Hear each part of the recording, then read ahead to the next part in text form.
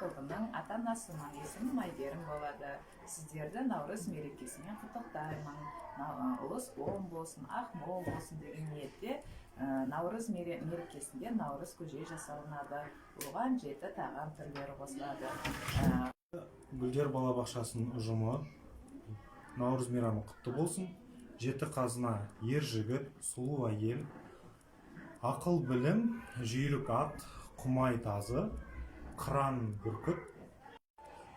Қайырлы күн, құрметті Гүлдер балабақшасы ұжымы, ата-аналар, бүлдіршіндер, кішкентай. Менің аты-жөнім Қайырлы Қанибекұлы, Әлиханның әкесімін. Осы балабақшаның, керемет балабақшаның ата-анасымын.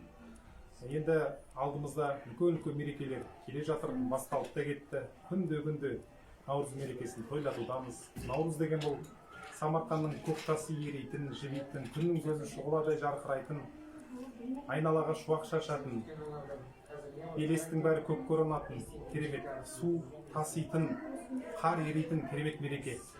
Сондықтан баршаңызды осынау күннің көзі елжіреген, жайма шуақ мерекемен, бүгінгі күн мен түн теңелген мерекемен шын жүректен құттықтағым келеді. Әсіресе балабақша ұжымына осы Наурыз құтты болсын, ақ мол болсын, ұлыс оң болсын, қайда барсақ жол болсын.